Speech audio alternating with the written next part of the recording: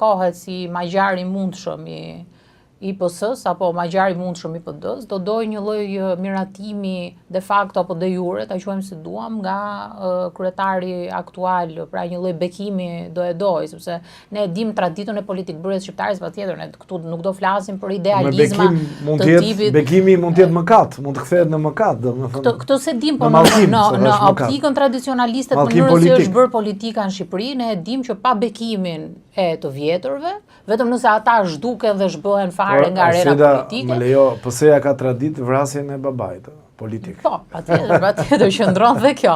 Po që të arrim. Dhe Zoti Rama është. Zoti Rama është. Ai që këtë formule ka patur e ndryshoi më vonë, po. Është akoma, duket akoma që po e mban fort status quo e vet, duket që po e mban fuqimisht, nuk po shkon tek pika që e distancimit vet. Pastaj nëse do të ndodhi ky puç i brendshëm, më thashë edhe lëvizja e asaj deputetes në farë mënyre. Mariana Koçeku, neomalsorja për ata. Neomalsore. E kanë fiksuar ashtu. E para tregon krizën e thellë të përfaqësimit të brendshëm në optikën time, ku hapja këtu rezulton që jo gjithmonë partia duhet të hapet vetëm me element që gjykon thjesht se janë të rinj në moshë, por përfaqësimi këtu duhet të jetë në nivel qoftë të besueshmërisë, qoftë edhe të njohjes së politikës. Dhe kjo përveç se sjell krizën absolutisht.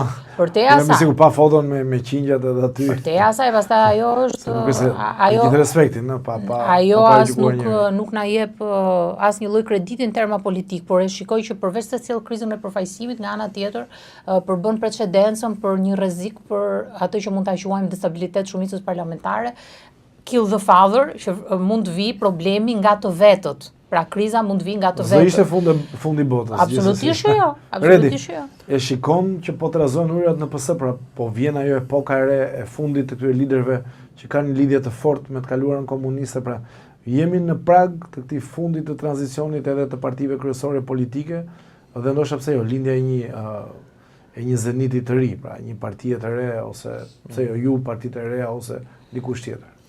Unë jam i bindur dhe besoj e konfirmoj këtë gjë që do them tani edhe vet videoja në cilën foli Zoti Rama ditën e shtunë, mos gaboj, ku fytyrat e deputetëve të Partisë Socialiste që ndodheshin në shtallë ishin të tilla, sikur dukeshin kishin shkuar për të ngushulluar në një ngjarje të trisht, dhe situata në cilën ndodhem, besoj unë, përtej dhe faktit që një prej tyre zonja Koçeku zgjodhi që të tërhiqej nga Partia Socialiste, që është shumë domethënës si fakt, mendoj se është protestat në vetvete ushtrojnë presionin e duhur edhe tek deputetët e Partisë Socialiste. Ashtu dhe ata demokratikës, po sidomos. Do flasim për ata, po do ta marr me radhë. Po e kam fjalën këtu që kur si thua presioni vjen nga poshtë, përçohet tek deputetët, atëherë detyrimisht deputetët këtë presion e përçojnë te vetë kryeministri. Pra kryeministri si garanti i pushtetit të Partisë Socialiste nuk është më e humbet këtë si funksion, dhe kjo krijon pastaj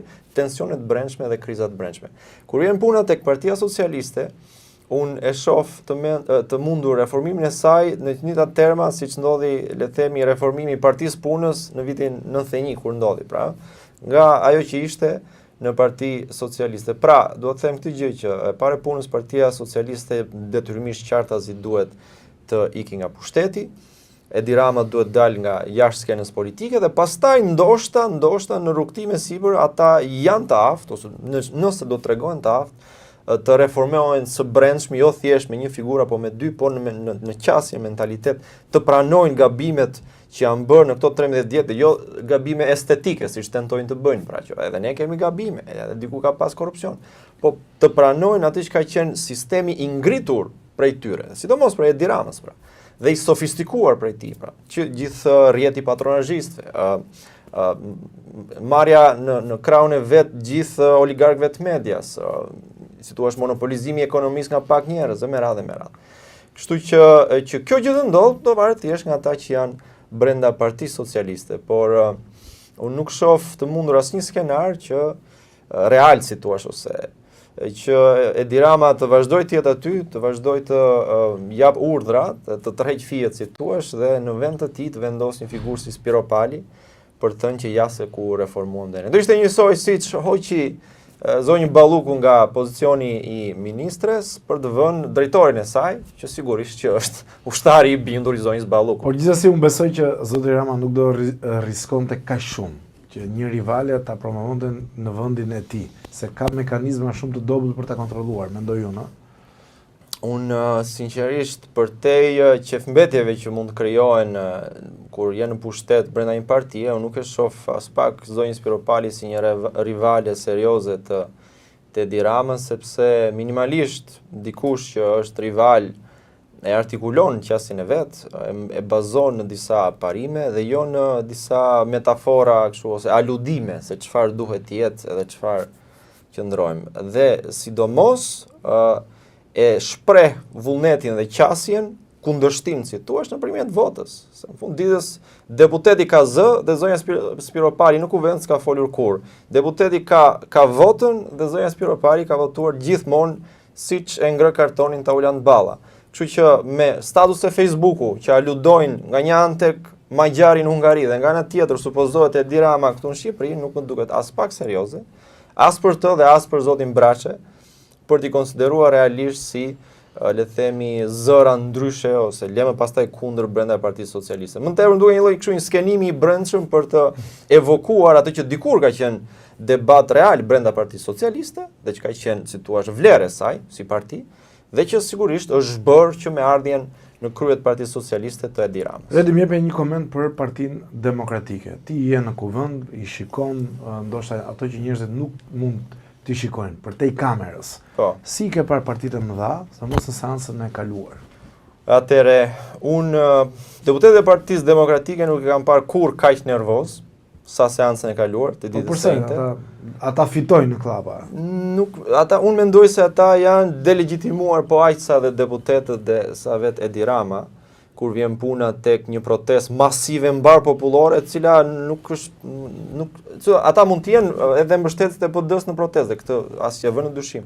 Po në vetvete kreu dhe qëndrimi i krerëve të Partisë Demokratike ka bërë që ata të defaktorizohen të paktën, nëse të delegitimohen. Dhe sa i përket seancës të fundit, pastaj që shpyetje shumë me vend, unë kam denoncuar disa herë këtë inskenimin që ka ndodhur nga salla e kuvendit ku Partia Demokratike pretendon sigurisht shkelur ndonjë drejt dhe bën zhurmusin për ta bën zhurmë brenda sallës së kuvendit dhe Partia Socialiste është në pozicionin komod që thotë atëherë nuk ka diskutime, shkohet direkt në votim dhe mbyllim seancën. Po sidomos në seancën e ditës së njëjtë, ku të dyja palët e dinin që ajo turma që nis marshimin pas orës 9:30 dhe marshon në rrugët e Tiranës, nëse ajo seancë do vazhdonte normalisht, ku kishte 15 projekt ligje për të kaluar dhe secili për çdo projekt ligj do të diskutojë, atëherë ajo turm kishte shumë gjasa që të vinte dhe të rrethonte kuvendin.